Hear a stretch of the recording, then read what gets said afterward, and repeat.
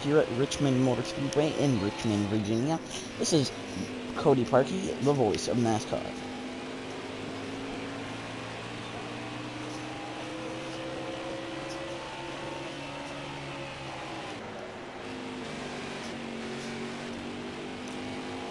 Go to the inside car cam of Ricky Stenhouse Jr.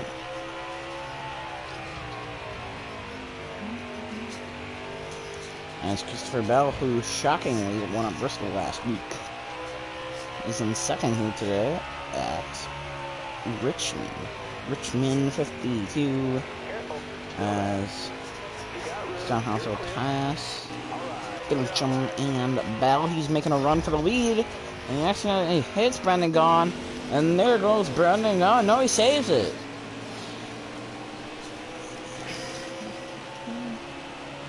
He's going for the lead today. No, it's good. I'm watching a Derek Henry game.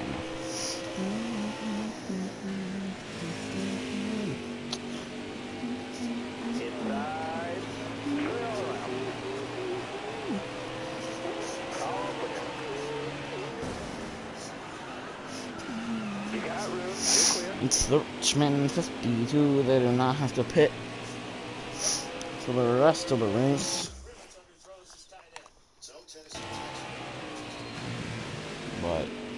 But yeah. So this is Cody Parkey, the voice. NASCAR.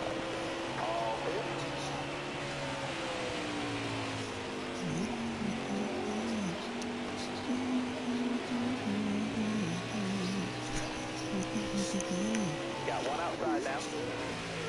All right, you're clear then. All right, you're clear. Getting the start for Delaney Walker at tight end is Smith. Shows his athleticism. He adjusted his pass and thrown behind him because of the coverage of Thomas Davis. Perfect start for Tannehill to get his confidence up and the entire confidence of that huddle as they move into Charger territory in one play. Smith has a lot of ability, yards, after catch potential. Seventh catch of the season, first down. Tannehill lost the ball. Has a jump on top of it before any further damage was done. And he covers up for a loss of one. A good snap by Ben Jones. It looked like it hit him right in these hands.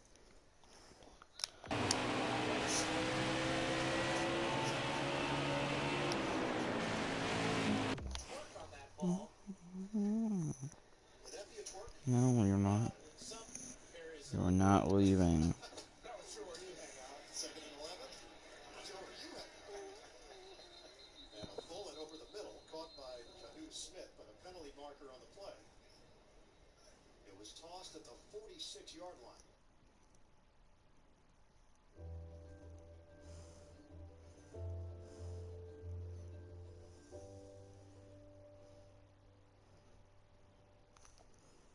Welcome to Talks at GS.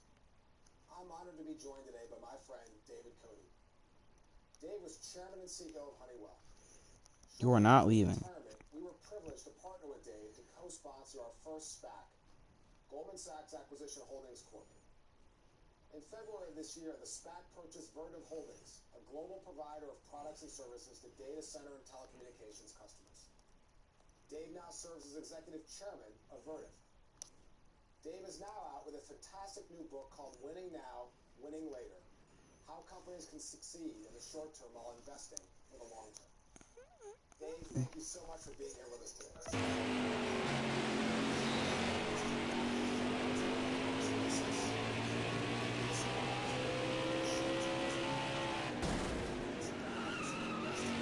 Still there? You got it. Short term, while also investing for the future was a hallmark of your time at Honeywell. Can you talk about a few examples of each type of investment from your tenure there at Honeywell as we talk about this thesis of short-termism and sort of coexisting short-term and long-term investing? Yeah, sure.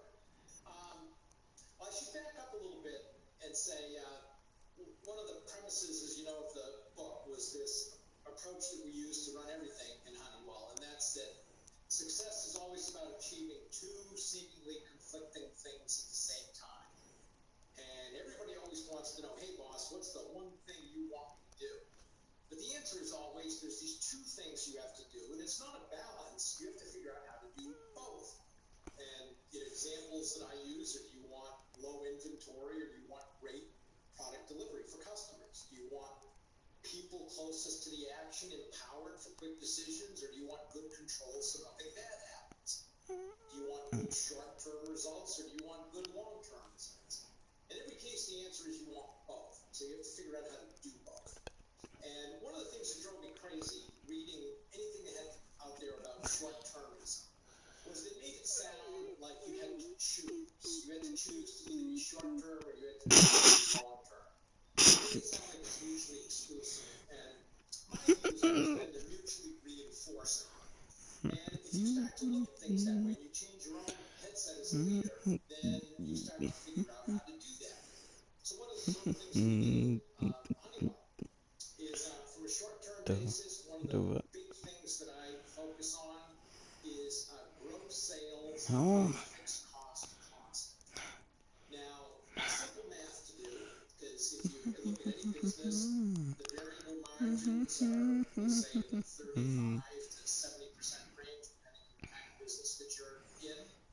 So if you can hold your fixed cost constant, that fall through at 35 to 70% is huge. And it gives you tremendous flexibility to provide returns to share owners or bosses, whatever level you're at, and to be able to reinvest. So we focused on that early, and as we talked in one of the Packer meetings, we were able to actually take the major functional costs, so think of HR, legal, finance, IT, down by about $1 billion, not in inflation-adjusted numbers, but actual reduction over the course of 16 years, while improving service levels. Again, trying to do two seemingly conflicting things at the same time. That gave me the flexibility to provide returns to share owners. So if you look at how the stock performed over 16 years, first 5 or 6 years we slightly outperformed the S&P 500, but it allowed me to start priming the machine, priming the pump, if you will. And with new products and services, globalization, process Oh my god, stop. we invested in things like hydrofluoroolefins, the HFOs, non-ozone depleting, low GWP type stuff, all the refrigerants, all the aerospace platforms that we're now on, which are only starting to come to fruition. Everything we did in gas detection, intelligent warehousing. I mean, it gave us the opportunity to do all of those things. And as a result of that, that seed planting in the long term, you can see in the last 10 years of the 16, we crushed the S&P 500 because all that stuff starts paying off. Yeah, no, it's a good example. And I just want to now talk about some of the sustainable investing you did. And you mentioned it just in the comments, just now, but you and I have talked about a key component of long-term investment is to operate sustainably over time. You believe companies have a social responsibility, a key component of sustainability in the communities they serve, in addition to the investments they make for economic purpose. Obviously, timely, given the heightened focus on racial injustice at the moment, what role does the private sector have to play in these very important issues? And just talk about it from your vantage point as a CEO, running a large company, and playing in the community while trying to deliver returns for shareholders. Yeah. Well, all of us, in effect, have a license to operate from society. So we can't just say, look, I'm going to run my business. I really don't care what happens out there. You can't do that because that's Think you're slick. that we have to operate with. That being said, I also think the stakeholder focus, which when I first read the BRT statement, I said, oh, no big deal. Anybody who runs their business intelligently has to be thinking about all these things. And you've got to be thinking about customers, suppliers, communities, employees. You have to be. But wow, it's gotten way out of hand in terms of what they expect companies and CEOs to do and say. Now, I always thought it was important to do. So if you take a look at when we went from 20 billion to 120 billion, we also spent $10 billion addressing all of our asbestos liabilities, investing $5 billion in our pension plan, which was like 79% funded when I got there, because I felt like we had to do that to maintain fidelity with our employees. You're clear. Car high, careful. All right.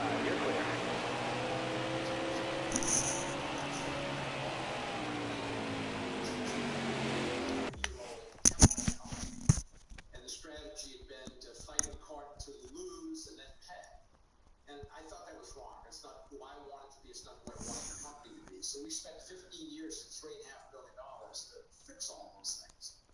But I did all that within the context that this is the right thing for shareowners, because this is positioning the company better for the long term. I don't want my successor to have to deal with these kinds of time bombs.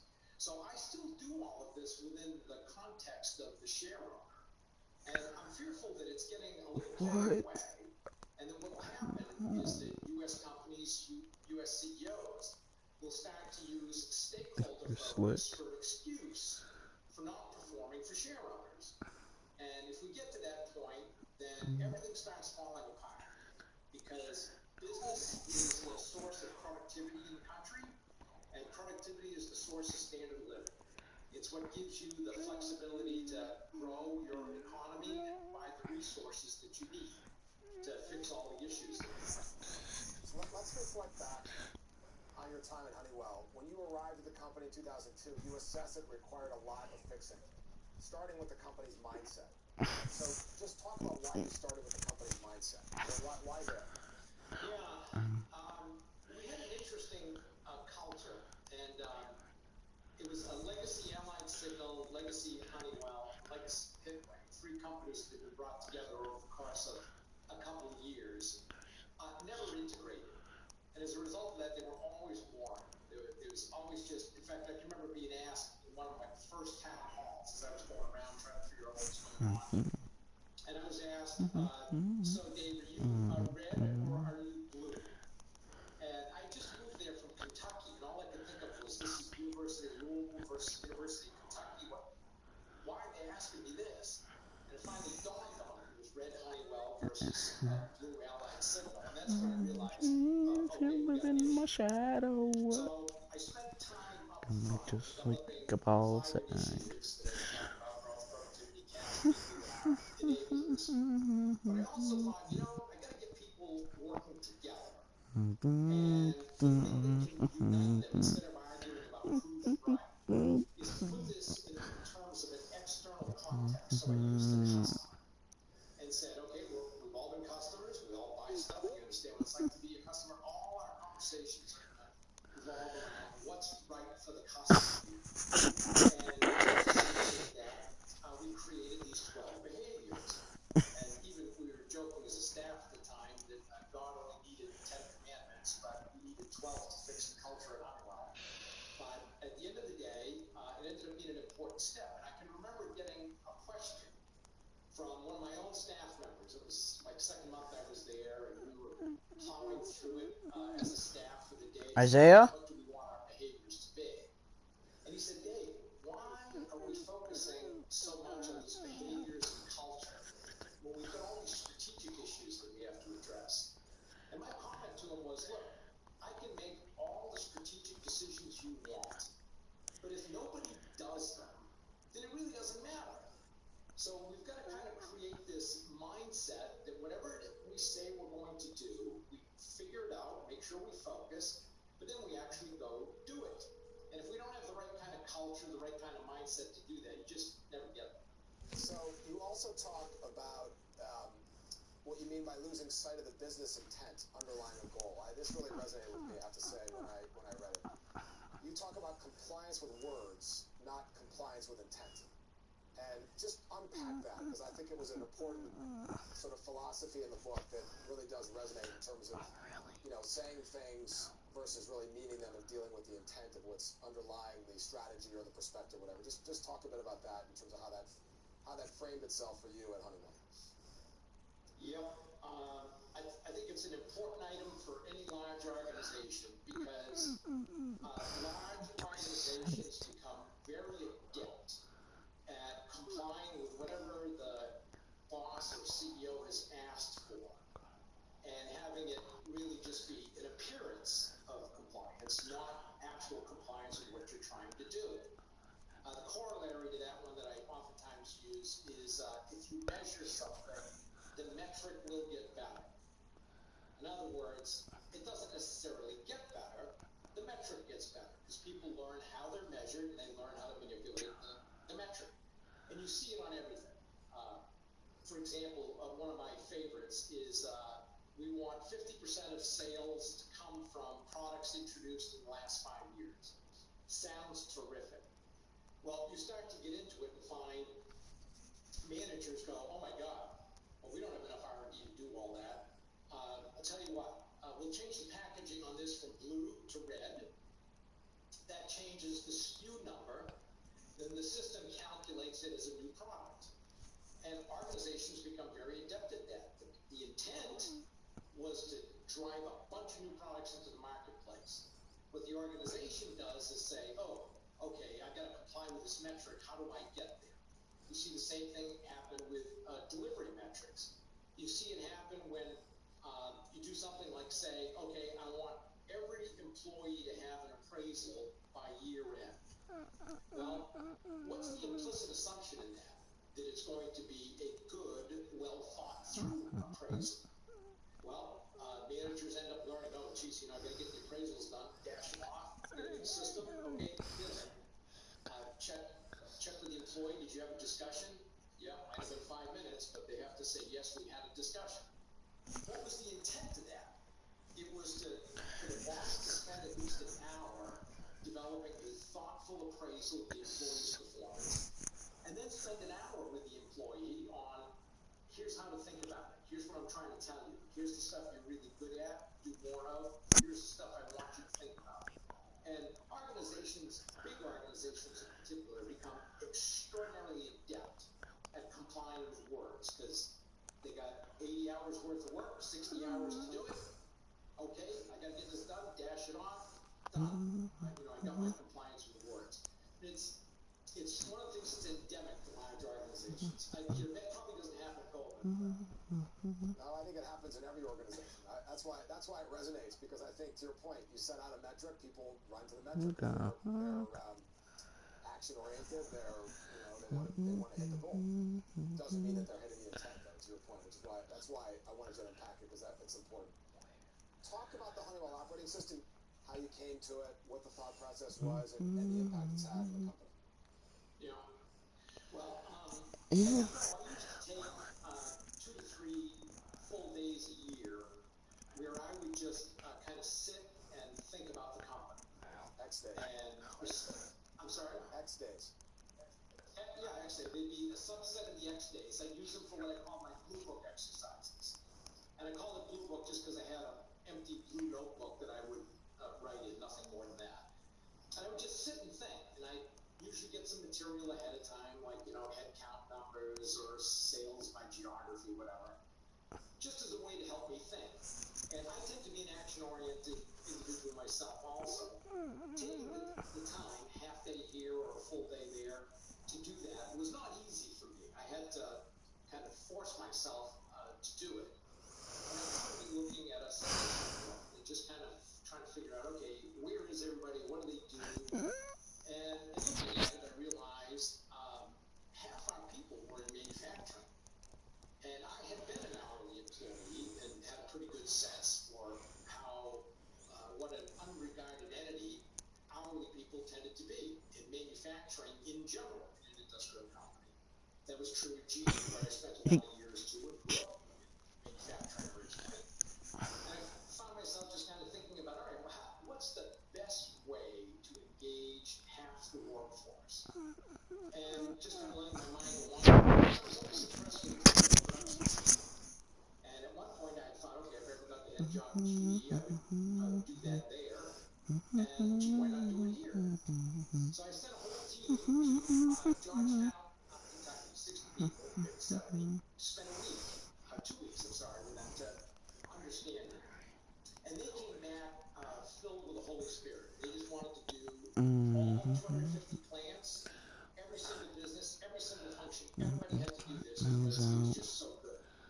I'm out. And I'd say this is where my kind of go slow to go fast ended up working out really well. Because they said, well, wait a minute. It's one thing for Toyota to do it. They've been doing this for decades. When they go into a new plant, they interview 100 people for every one they hire. So they really get the kind of people they want. We're going into plants that can be 80 years old, average service 25 years. You don't tell somebody, hey, you work just the way you are right now through Friday, but adjust your headset on the weekend because Monday it's HOS, and we need you to think differently. Culture doesn't change that fast. So we came up with a program, tested it in 10 facilities, brought it back after 6 months and said, gee, we're at 5, not 5 others. How do we do it differently? Redid it, set it up to 5, came back at 3 that after 6 months, 3 that worked, 2 that didn't. Why? Then said, okay, now test this final model with 2 locations and make sure it works. And it did. And then we came back and said, okay, out of our 250 factories, we're going to start with 25. And we're going to make sure it works in all 25, or we're going to resource the hell out of those 25. And as they started to work, and people saw improvement in cost, quality, delivery, inventory, and safety, then you had 225 other plants and plant managers and their bosses saying, gee, we want to do the same thing. So you started to get that pull. And as a result of that, you get the compliance with intent that we were talking about before, as opposed to the compliance with words.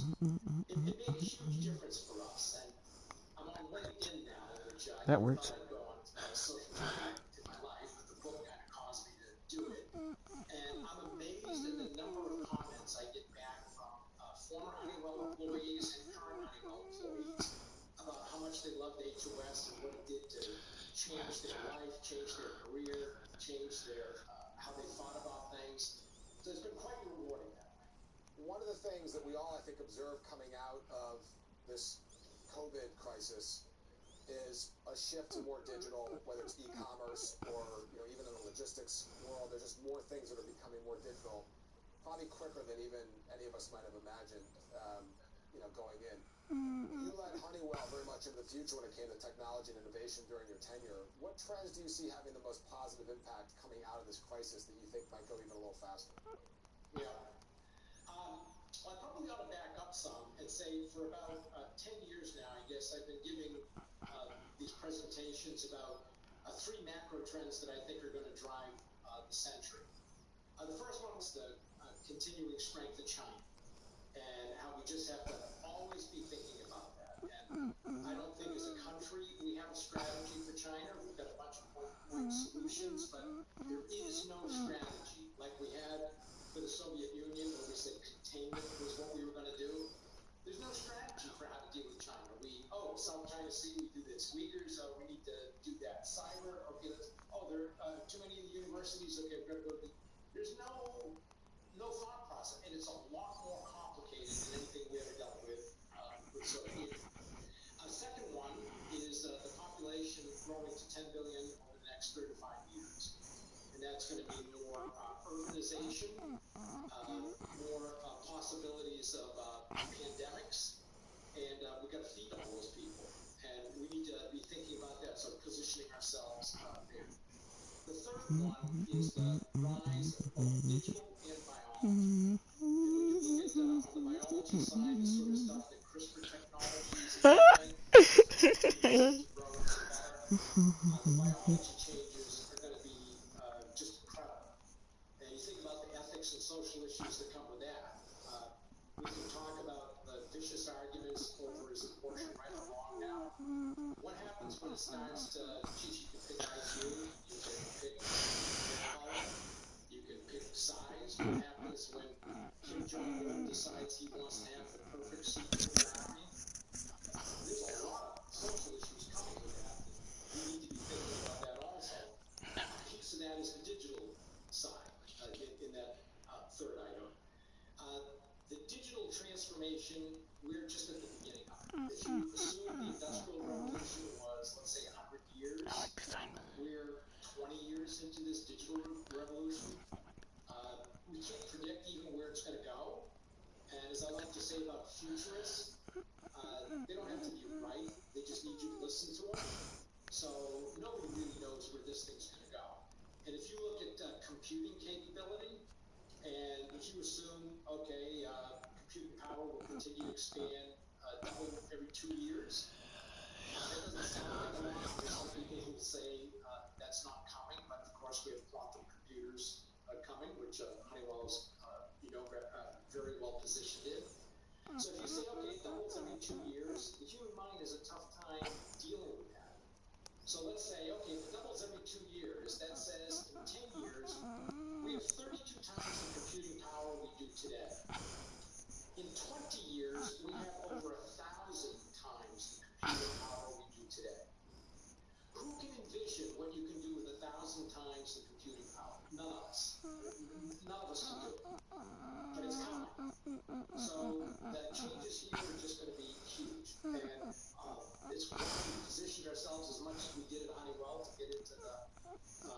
get into software engineering, and my success is doing a great job, as you know, on focusing on becoming a software industrial.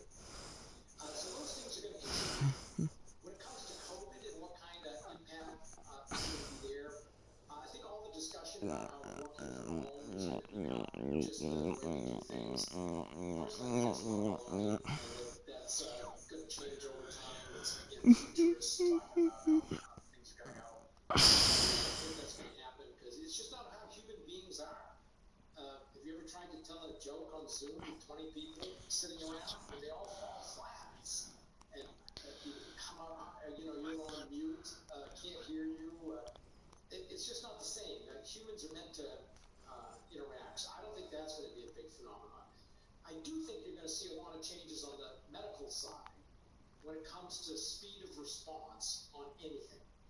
So supply chain speed of response, whatever it is. So this time it was ventilators and masks.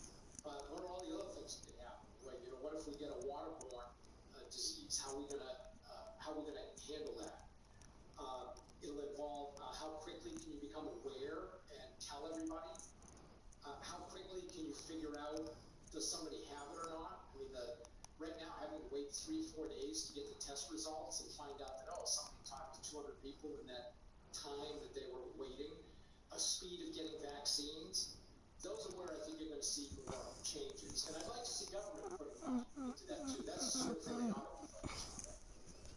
Let me close, Dave, by asking you, can you share the best piece of advice you've received? You've had a long, successful career. You must have received a lot of advice over the years. Just give us a tidbit on maybe the best piece of advice that's really stuck with you the longest, that's had the biggest impact on your career.